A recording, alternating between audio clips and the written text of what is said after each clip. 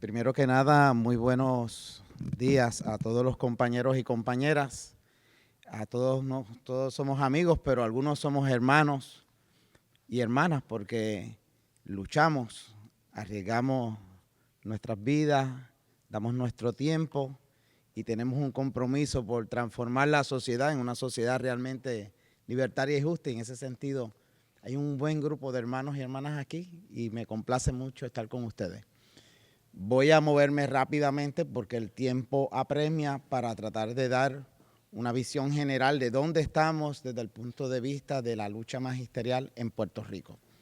Hice unos pequeños diagramas que se van a estar presentando para poder tener una visión de conjunto que a su vez nos permita entender cuál es la propuesta que actualmente se está trabajando en la isla de Puerto Rico o de Borinquen.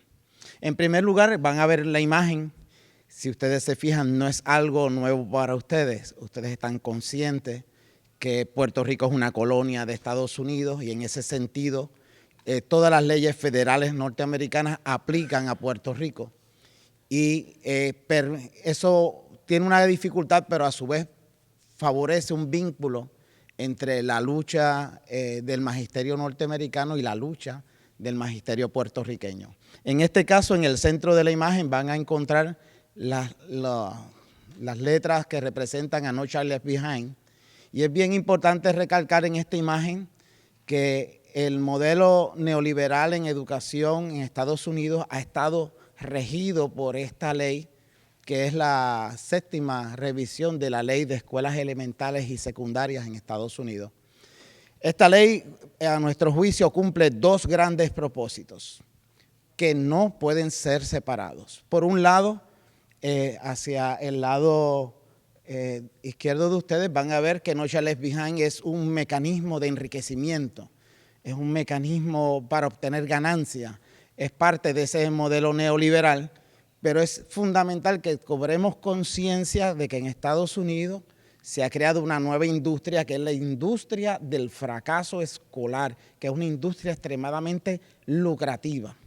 Sin embargo, No Child Left Behind no se trata solamente de dinero, se trata también de control social. Por lo tanto, al otro lado vamos a observar que en el ámbito del control social estamos hablando de abandonar el concepto de educación y entrar al concepto de instrucción, en este caso de estándares.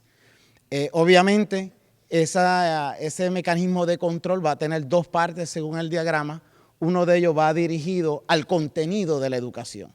El contenido estandarizado de la educación no es otra cosa que el deterioro de todo lo que es el proceso de enseñanza y el establecer una serie de preceptos en función de las necesidades del Estado y del control social. Y por el otro lado, que muchas veces se escapa, la legislación tiene el propósito de establecer la dictadura fabril en el seno del salón de clases o del aula escolar. Esto tiene un peso muy importante porque, como vamos a ver más adelante en el diagrama, implica la intensificación de la explotación del docente como parte de estos esfuerzos. En el caso particular de este diagrama, hacia el final van a ver un círculo en puntitos verdes. Es que a diferencia de Estados Unidos, en Puerto Rico, gracias a la huelga del 2008, detuvimos las escuelas charter. No existen escuelas charter en Puerto Rico y obviamente todo el mecanismo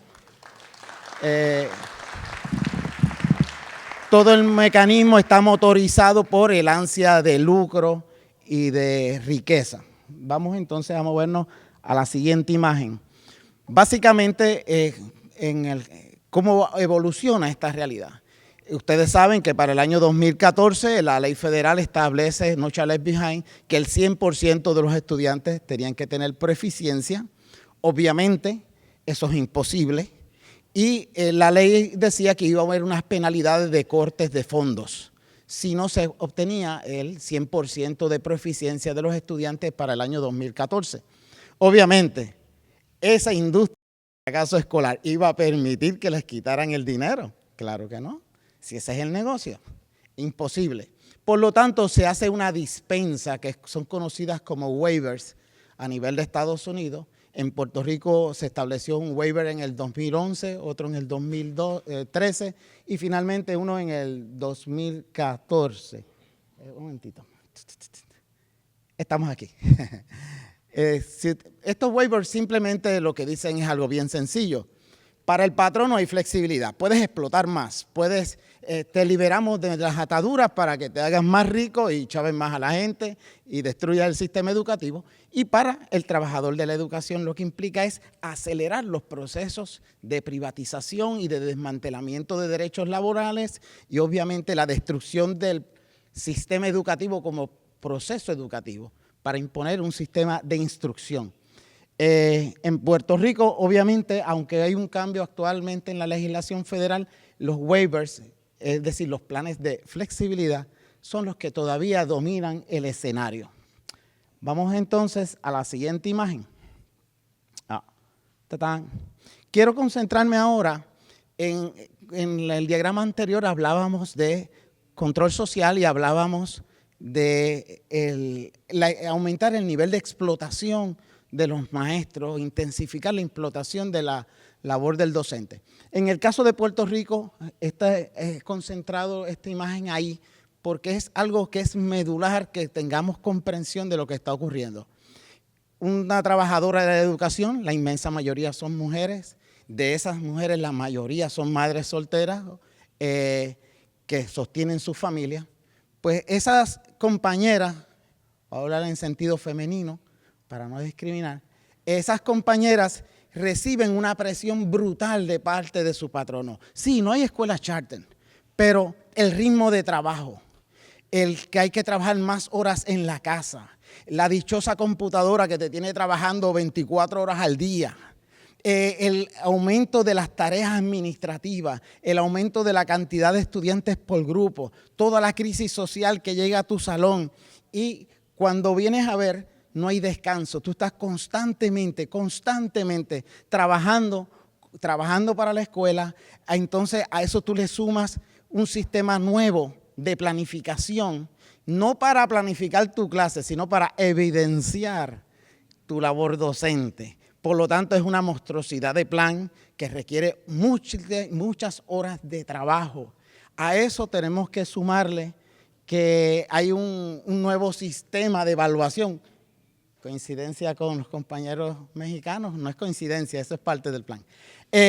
Un nuevo sistema de evaluación totalmente punitivo que requiere una cantidad de esfuerzo brutal de parte de esa maestra y que a su vez le garantiza su fracaso desde el punto de vista del objetivo de la evaluación. Esto nos lleva a un fenómeno que yo creo que no debe pasar desapercibido. Es que en Puerto Rico un sector importante, enorme del magisterio le está cogiendo odio a dar clases, le está cogiendo odio a la escuela, le gustaría salir disparado. Y es lógico, porque esa dictadura fabril en el seno del aula escolar lleva la labor docente de una labor de trabajo creativo a una labor embrutecedora y a una labor totalmente opresiva contra ti mismo. Y eso crea una situación muy difícil en el trabajo sindical que estamos realizando en la isla y más adelante podremos abundar en eso. Por lo tanto, aquí se están enlazando varios procesos. Ya describimos No Child Left Behind, lo que había tradicionalmente, vinieron los waivers, ahora toda esta dictadura fabril en el centro docente está creando unas nuevas condiciones en la ideología, en el sentir, en el corazón de la gente, pero esto se va a combinar a dos grandes procesos que son como dos grandes tormentas. En el lado inferior izquierdo de ustedes van a ver que todo este proceso es un sistema de control social absolutamente estratégico y necesario para la clase dominante en medio de un capitalismo que está en una crisis profunda. Y ellos están conscientes que el magisterio trabaja con la ideología y la ideología es un mecanismo fundamental para preservar el sistema y lograr que se mantenga. Hacia arriba van a ver otro proceso que en el caso colonial nuestro se combina, que es la bancarrota del modelo de extracción capitalista colonial en Puerto Rico, que produce el abandono de cientos de miles de puertorriqueños que abandonan la isla hacia Estados Unidos y a su vez eso tiene un impacto en la población de estudiantes y un impacto también en los grupos de militancia, que muchos también abandonan la isla. Por lo tanto, para irme moviendo hacia el final, tenemos que trabajar cuál va a ser la respuesta a estos procesos. Y esta imagen lo que hace es centrarse en dos aspectos. El primer círculo o óvalo que está en el lado inferior se refiere a que todo este ataque tiene un componente ideológico fundamental, pero nosotros somos muy buenos criticando lo que es el capitalismo y la ideología del capitalismo, el neoliberalismo y otras palabras. Pero pocas veces hablamos de cuál es la ideología de la clase obrera. Y la ideología de la clase obrera tiene un solo nombre, que es el socialismo.